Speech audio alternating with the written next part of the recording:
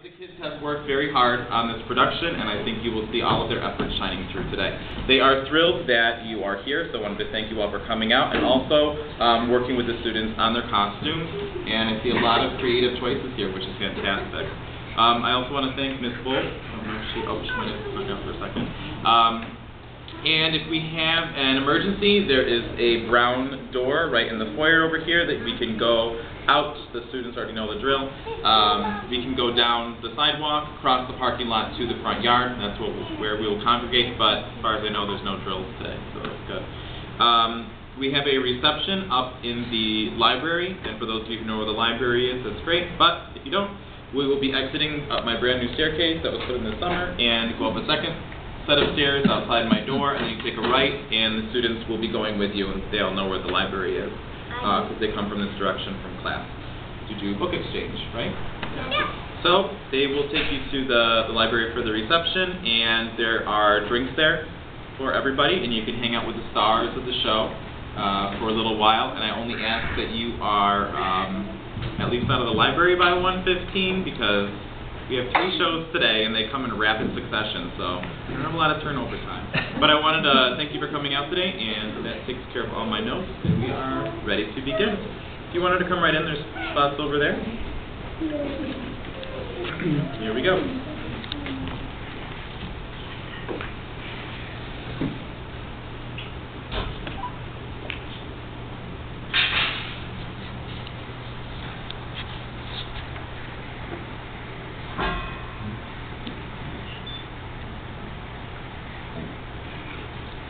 Batgirl Loses a Tooth, Miss Bolt's class play for 2011.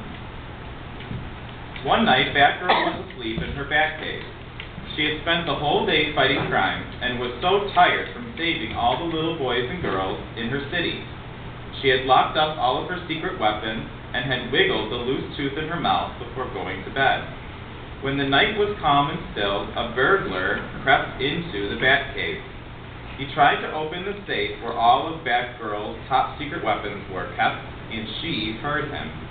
She jumped up, and in a flash, ran around the burglar with a rope, tying him up. Ha, she thought, this burglar isn't going to get the best of me. She called Captain Jack Sparrow on her bat phone, and soon he arrived. When he heard how foolish the burglar was, he laughed. He then showed off some of his awesome pirate moves to scare the burglar. Boy, was he terrified.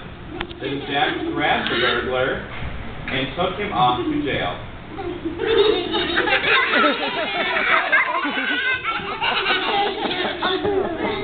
Batgirl yawned and laid back in her bat bed. Her pet giraffe came in and curled up by her feet. Batgirl began to have a dream. She dreamed that Optimus Prime and Bumblebee were having a huge battle. Optimus Prime went after Bumblebee and tried to destroy him, but Bumblebee dodged out of the way. Then Bumblebee went after Optimus Prime and tried to end the battle, but it was no use. Optimus Prime was too fast and rolled out of the way. Robbie, that's the wall. Bumblebee flew around Optimus Prime, and then Prime knocked Bumblebee out of the air. Suddenly, a space shuttle flew up to them and got between them. The space shuttle was orbiting the planet and happened to see them. The space shuttle saluted both the Transformers and decided to have them shake. They would all be friends after all. The space shuttle flew around the 2 Transformers and told them about a clone he had seen in space, and they all flew off to fight the clone. No longer enemies, but teammates. Batgirl rolled in her bat bed. What a dream. Then it was morning. The giraffe woke up and first and stretched. Then she began to nuzzle Batgirl. Oh boy. The giraffe always woke her up and stuck her purple tongue at her. Batgirl woke up and scratched her head. Where were her friends, the Transformers, and the space shuttle? Oh, that's right, she remembered. It had been a dream. But the burglar was not a dream. Wow, she almost had a real problem with that guy. Batgirl suddenly became aware that she was missing a tooth. A tooth? Had the burglar gotten her tooth? She stamped her foot out of anger, and the giraffe ran away. She got on the bat phone again and called Luigi.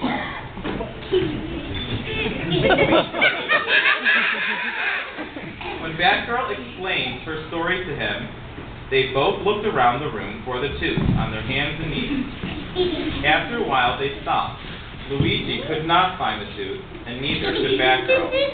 What a shame, thought Luigi, because he really needed that tooth to exchange it for a warp whistle to get to the next level. He broke some bricks with his head and gained some power-ups. He then left feeling disappointed.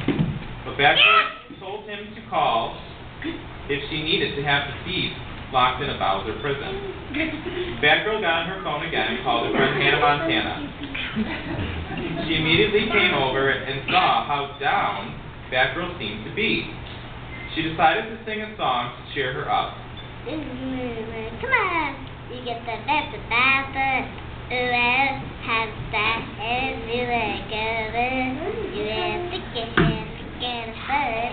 You let her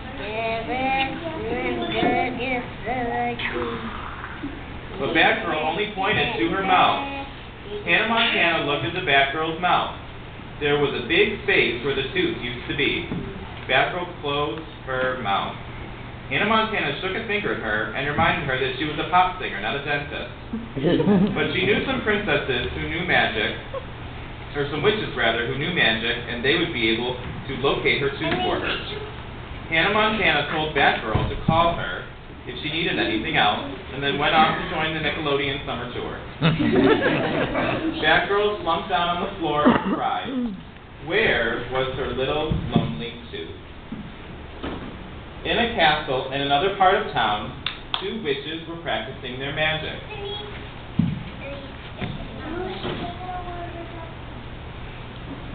These sisters were very good at magic. One was the Wicked Witch of the West.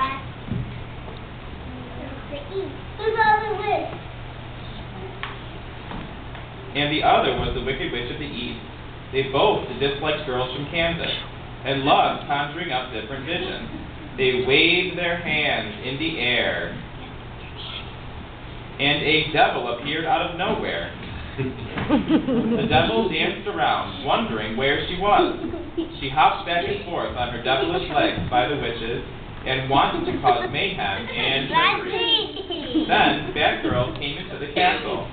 When she saw the devil, she thought the witches were in danger, so she did some awesome kick moves to scare the devil away. The devil became scared and made a frightened face. He was almost going to cry, so Batgirl stopped and gave the devil a handshake of friendship. This made her feel much better, and she smiled. Batgirl asked the witches to help her out, but before they could do anything, they had to get rid of the devil in their chamber.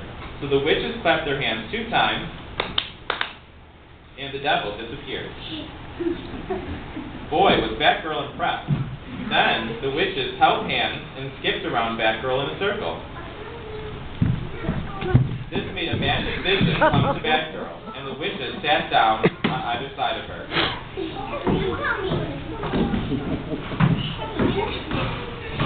Batgirl saw someone who could fly with her tooth. Someone who could swim, perhaps?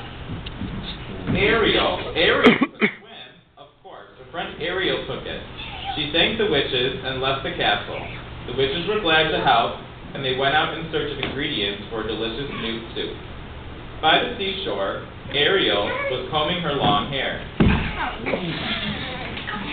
She looked into the distance and saw a boat coming towards her. It was Jack Sparrow's ship, and on board with them was Batgirl. Ariel waved to them as the boat docked safely in the harbor.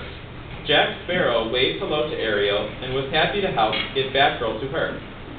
Batgirl opened her mouth and pointed to the hole where her tooth had once been lodged. Ariel looked among all of the wonderful things she had collected over time and could not find the tooth. Was Batgirl sure she had it? Batgirl thought her dream was true, but Ariel did not have the tooth. Well, what was this? Ariel made a motion with her hands of someone flying through the air. Of course, thought Batgirl. Tinkerbell must have the tooth. Ariel shook her head yes, and Batgirl commanded Jack Sparrow to take her to Tinkerbell's home. Jack obliged her and steered the boat away from Ariel. Then he leaned over the railing and fell in the water. Splashed around comically, and Batgirl sailed on without him, waving as she went. She had to find that tooth. In a castle on the other side of the sea, there were 3 princesses who were playing with a ball.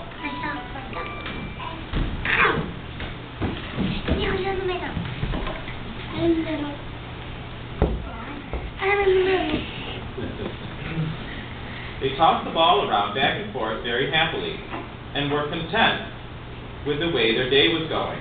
But just then, a clone burst into the room. The clone stole the magic ball from the princesses and held them together on one side of the room. The clone marched in front of the princesses. He had indeed taken them prisoner. The girls were frightened. Who would save them? Suddenly, the Transformers, Optimus Prime and Bumblebee burst into the room with a space shuttle. The clone was their common enemy, and they were ready to battle him. The clone battled Optimus Prime.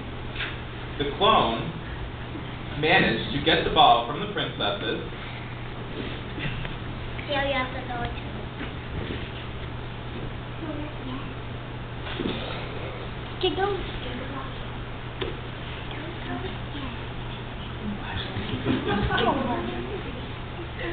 The clone got the ball from the princesses. Give me my ball back. Threw it at Optimus Prime. Threw it. Threw the ball at Optimus Prime, and it struck him. And it froze into the floor. Then he battled with Bumblebee, picked up the ball, and the clone threw it at Bumblebee and froze him to the spot.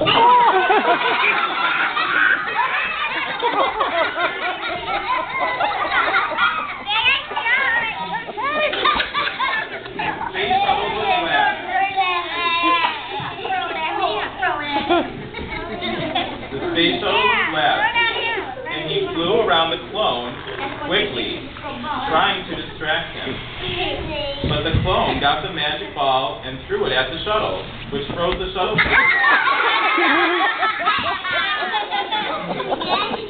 One of the princesses grabbed the magic ball and threw it at the clone, which froze him to the spot.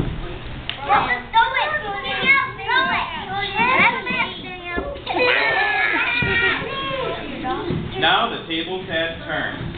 Let's throw it at yourself.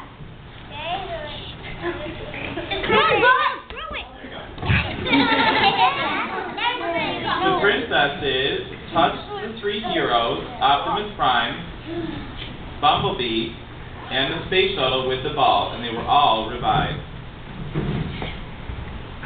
The princesses stood up, clapped, and hugged their heroes.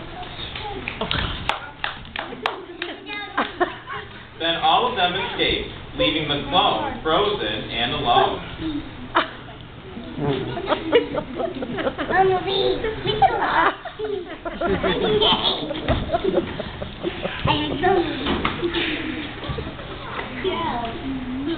Just then, a baseball player came into the castle, looking to invite the princesses to play, but they were nowhere to be found. He saw the clone on the ground and touched the magic ball to him.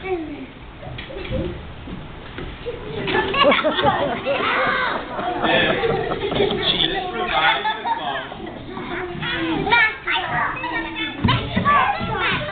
The baseball player and the clone played ball together, since the clone was so happy to have been revived. Just then, Tinkerbell came in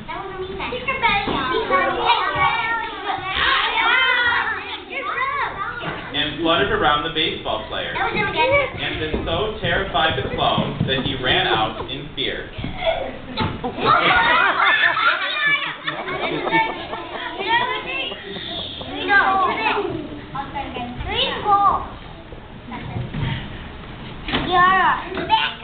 Tinkerbell told the baseball player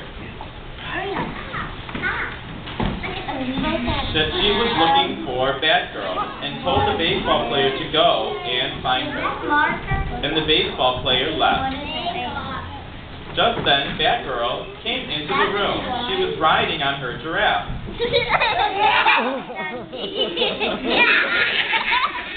Tinkerbell fluttered around Batgirl,